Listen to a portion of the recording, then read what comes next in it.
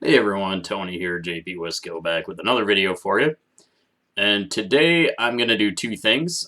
First, I'm going to do a video response for Pepino Man. He's having a little contest where we have to guess how much money is in his sack. And I'm also going to show you guys some more affordable vintage pickups. Just to give you some ideas, get the gears turning, so you can make some similar pickups and make the hobby affordable and fun. But hey, Pepino Man, actually, before I guessed the amount of money, you were in my dreams the other night, if you can believe it. You have that effect on people, I guess.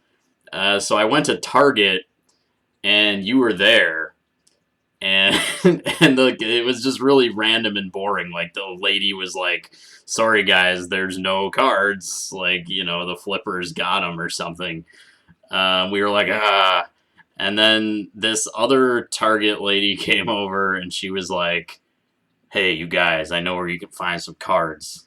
So we followed the Target lady to like the Barbie aisle of the like toy section of Target, like the pink, chock full of pink boxes Barbie aisle, and they had these 2018 Top Series 2 hobby boxes.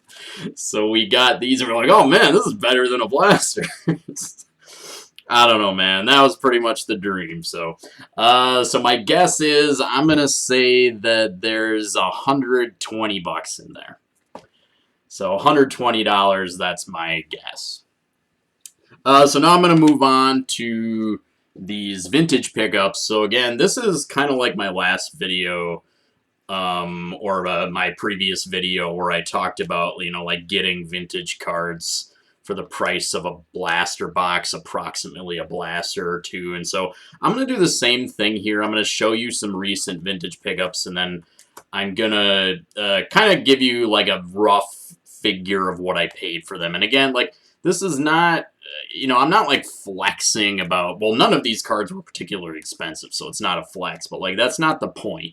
The point is that I just, I want to sort of not inspire, that sounds too heavy, but I want to sort of like help people maybe think differently and find, some avenues that they can wiggle into to make the hobby affordable and fun, in these times. So I'm going to start off with these, which are just great cards that are often overlooked.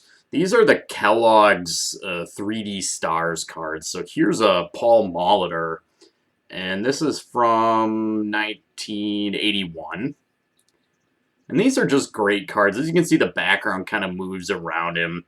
I think this one was a couple bucks. And I also got the great Lou Brock.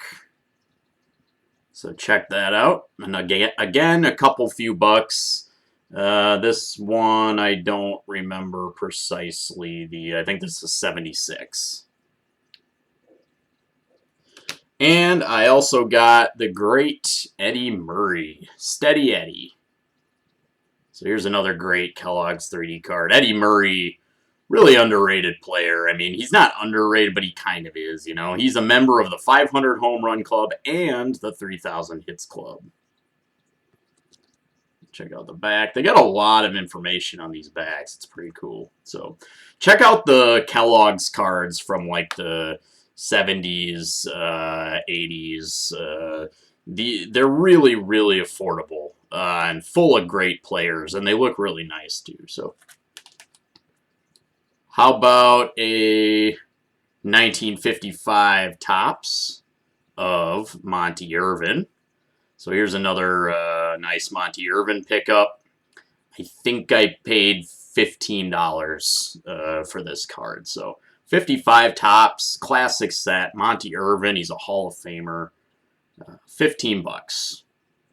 So I'm telling you, the hobby doesn't have to be this like heartache, this headache. There's so much like I get it. People are frustrated and stuff, but it's kind of a bummer. Like, yeah, I know it really, we can't buy the new product and stuff, but this is kind of what you have to do. You know, if you love cards and you love baseball or the sports you collect, then, you know, you can definitely find ways to enjoy. So, hey, John Mangini, if you're watching this, I was happy to get this in because I commented the other day on your 67 Venezuelan card. Well, here's another one. And this is of Johnny Lewis. He was an outfielder. He played for the Mets and the Cardinals, I think. He only played Major League Ball for a few years. Not really a player of note, but this set certainly is.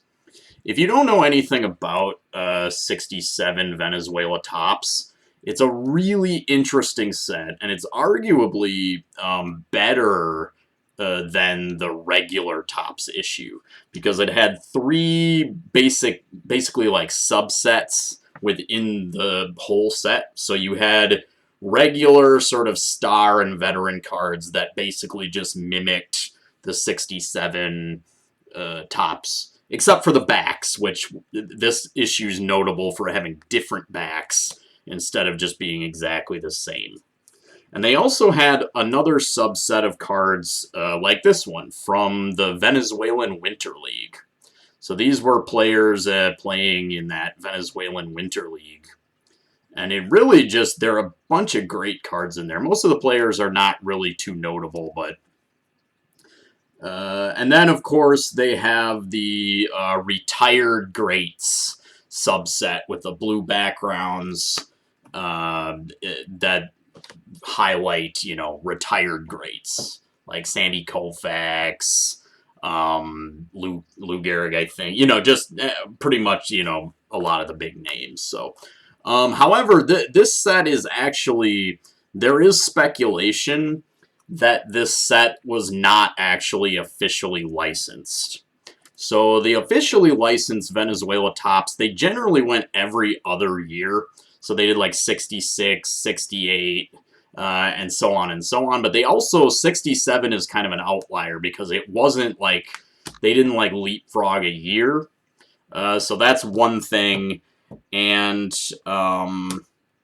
another reason they speculate is that Joe DiMaggio is in the retired set. And Joe DiMaggio was kind of notorious at that point for not really licensing his likeness for things. So the fact that he showed up in this like Venezuelan set is a little sketchy, but at any rate, it's an awesome set. It's a great set. So, and then I got this O-Pee-Chee, this 1971 O-Pee-Chee Tom Seaver. And, you know, I love O-Pee-Chees, and I'm happy to finally get one of these because, of course, as you probably know, the 71 O-Pee-Chees have completely different backs. So not only is the text in French and English, but also they have these great bright yellow backs as opposed to the regular Tops, which is kind of like a murky green that's kind of hard to see, you know. So the great Tom Seaver, the O-Pee-Chee. I got this for, I want to say $30. $30 for an O-Pee-Chee Tom Seaver. And then finally, I got this great card of the great Dave Robinson for my Packers.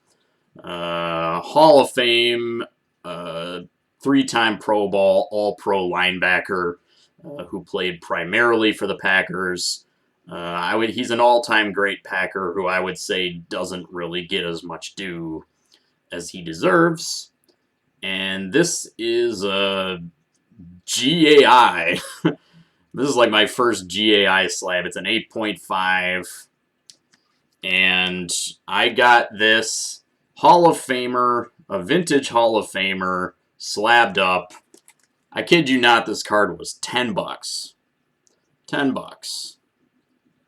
So there you go. As always, thanks for watching. Peace.